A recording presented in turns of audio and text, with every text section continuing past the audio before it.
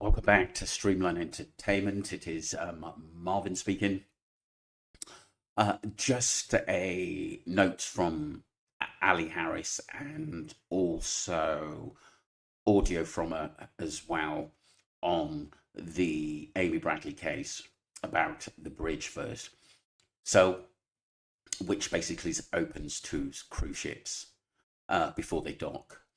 When the Queen Emma Bridge opens for cruise ship people, get can get extremely close, but safety is a concern. The bridge is supported by pontoon boats and open by swing and open, so you would be right at the edge of the moving bridge as it parts. You can walk up to the bridge and stand at the very edge to watch the ship pass, but you must remain behind the safety railings. Interesting stuff. And then it goes on to say, yeah, it is possible to get a good view of the Queen Emma Bridge opening from a cruise ship if your ship is docked close enough, or if you are on a ship passing through the channel as the bridge opens for a vessel to enter or exit the harbour. However, the passengers on the bridge, it needs to be equipped to get off, and a free ferry is available when the bridge is open. So interesting stuff. Like, it's nice to see Ali looking at every sort of Pacific part. Let's get into some audio from her. So, yeah, we'll go into some audio by Ali Harris in the case of Amy Bradley. Yeah, this is this continuation of this lady's post on Reddit. She wanted to go, and she was told no by her parents. But anyway, one of the girls, who was her age, approached me and said she woke up in the staff quarters after she'd been given this brown drink on the deck, on the eighth deck of the Royal Caribbean. It was like a brown Coke color, which was specific to the ship and to the area. She did not share all her details, and I told her to go and tell her parents, but she said she couldn't remember everything anyway,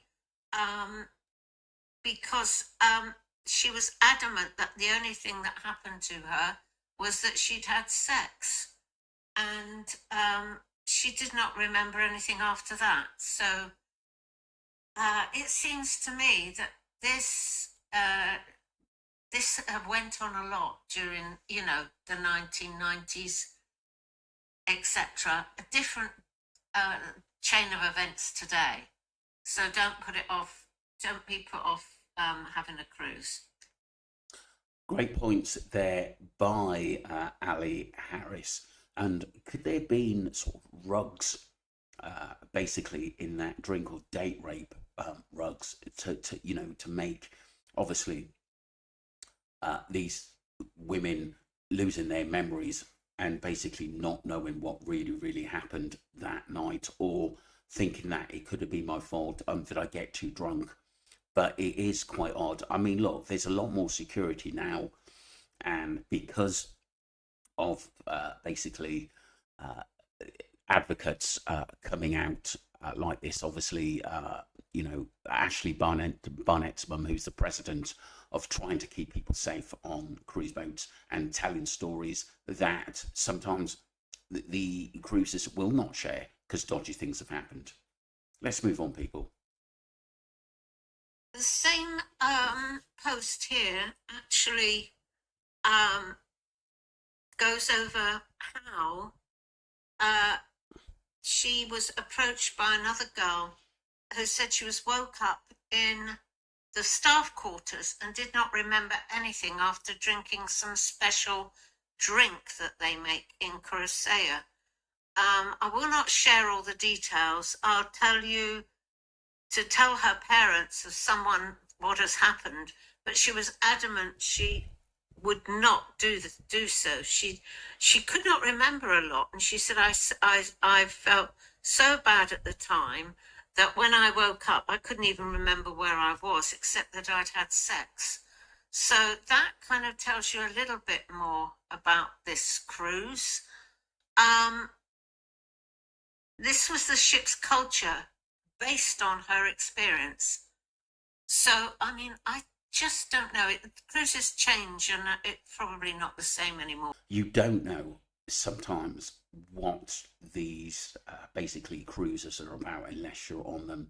But like I said, one thing we do know that a lot of people, the band members, the staff, they all stick together.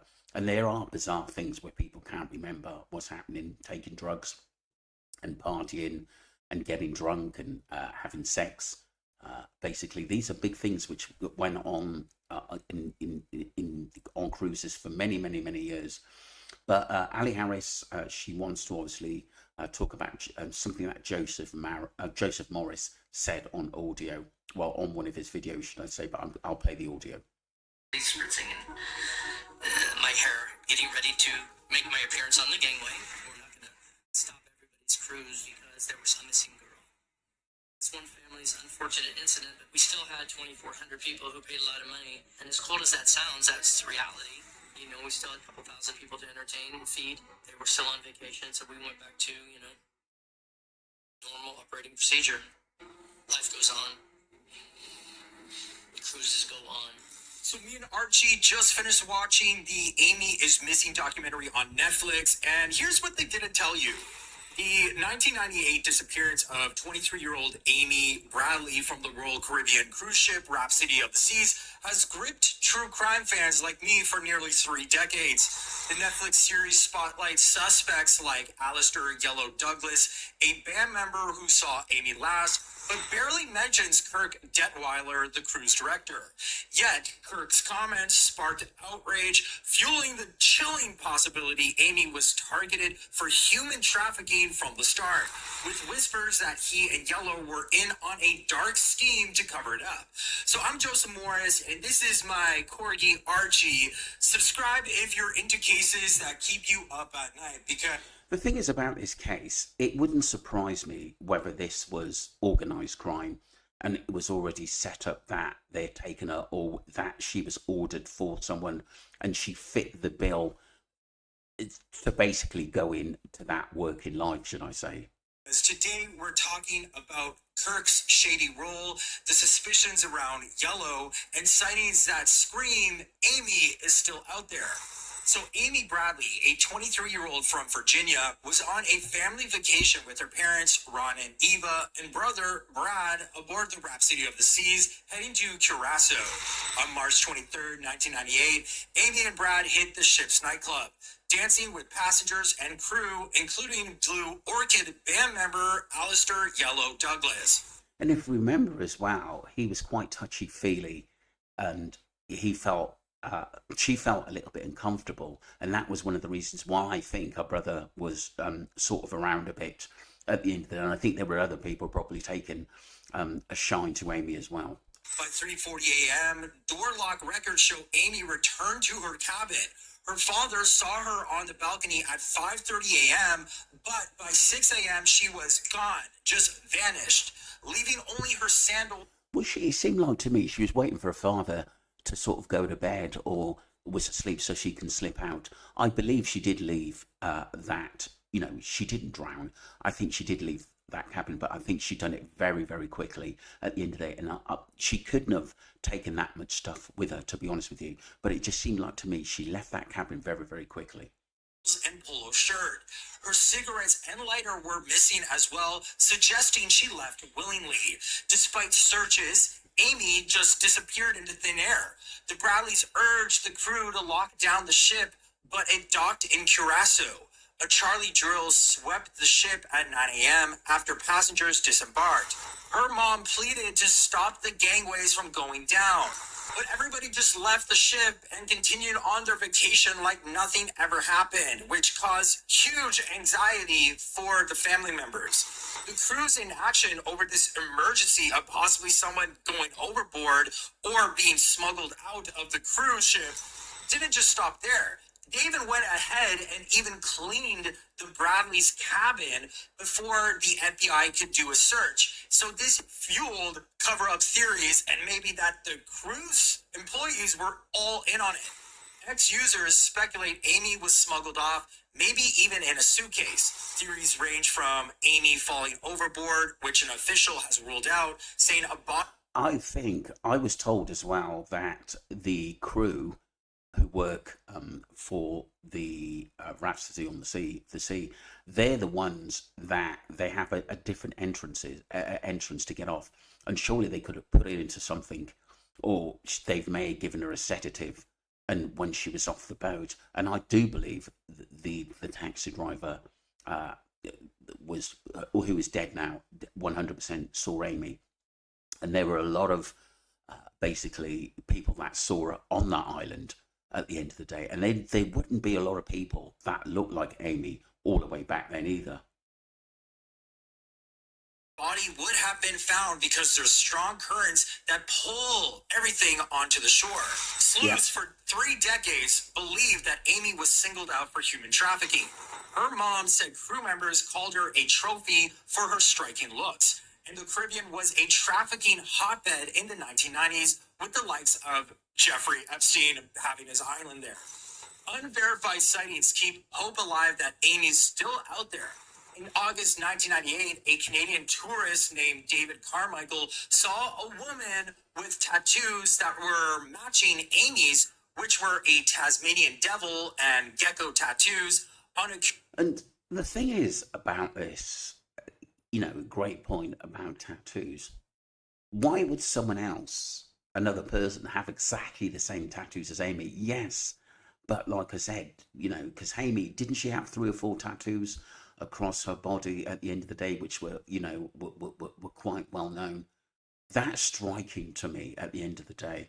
And there's too many specific things people said about Amy for it not to be her at that time. Curacao Beach with 2 men, one resembling Yellow Douglas, but the FBI couldn't confirm it. In 1999, U.S. Navy veteran Bill Hefner recalled a woman in a Curacao brothel saying to him, "My name is Amy Bradley, please help me."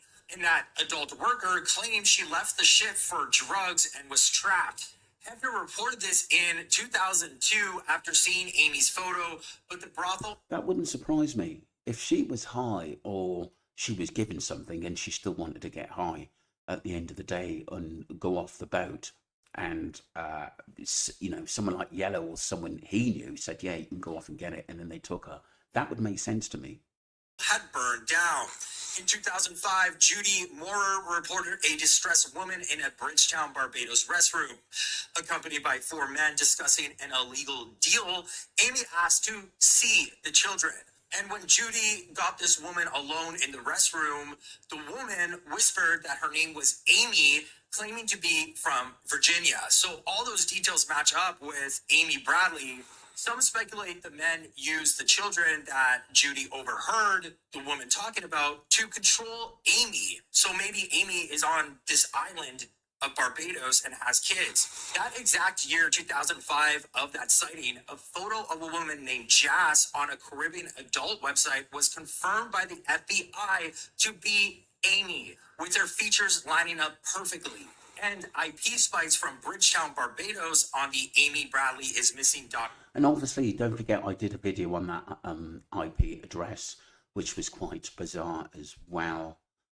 I mean, if she was out there, just please reach out and just talk to your family that you're okay, even though she may feel some kind of burden because they didn't accept her being gay. But I don't think that was the reason for her leaving. I really don't. Form during family anniversaries suggests Amy might be looking at that website during important dates like her mom Iva's birthday. The IP tracked back to Bridgetown, where that 2005 bathroom sighting by Judy was. A 2006 forum post on that website mentions unverified claims of crew tied to escort networks, fueling the conspiracy that the crew was all in on it. Kirk Detweiler, a 20-year-old Royal Caribbean veteran, managed 2,400 passengers but is glossed over in the documentary. His remark that Amy's case was one family's unfortunate incident, but we still had 2,400 people who paid a lot of money, drew backlash. I've concluded that the conspiracy theories about Amy Bradley are BS. I think she jumped or fell off. But if you look at sort of Yellow's interview, he was making out that Amy had technically mental health problems, and she shouldn't really be on that ship because she was talking about her parents, how they didn't accept her because she was gay. And he was just probably trying basically to get information. Don't forget, he came out years later to do the interview on YouTube with Mr. Renner. Do you know what I mean? And like I said, he's had time to obviously pinpoint stuff that will make him look innocent. Dodgy as, I'd say. Just think it's grasping at straws. A family that it's not facing reality. Personally, I found that kind of insensitive and a little callous to make. Ex-users called him despicable, suggesting that he stayed silent for hush money, and his tone screams of a cover-up. Alistair Yellow Douglas danced with Amy, claiming he left her at 1 a.m. Passenger Lori Thompson saw them, however, in an elevator between 5 and 6 a.m., with Douglas alone shortly thereafter. Yellow's inconclusive polygraph and a bag of photos of Caucasian women found by his daughter, Amica, raised suspicions. I mean, why was he obsessed with all these white women? Definitely. I'm going to leave it there, people, because like I said, his daughter basically suspects him that he was in a bit of a ring to take women off the ship, and also basically a trafficking ring, should I say. And it's not looking good at the end of the day. I think he was hoping that this got away, but I think the actual documentary explained a little bit more. When he came back from the cruise, Amica said his behavior changed post-cruise, with her mother citing hurtful comments. And it turns out that Yellow told Amy's brother, Brad, "Hey man, I'm sorry to hear about your sister," before any public announcement was made, which Brad, of course, found very odd and raised a huge red flag. And hearing about this, it sounds like Yellow knew what happened to this woman before anybody else did. Yeah, because he was in on it. That was Joseph Morris. Do go and subscribe to him. He's got a brilliant channel there and covering this case very well. It is bizarre, to be honest with you. But like I said, it's funny how another band member of Yellow and a friend of his came out and said he wouldn't do it. And yet his Yellow's own daughter doesn't trust him. How very strange.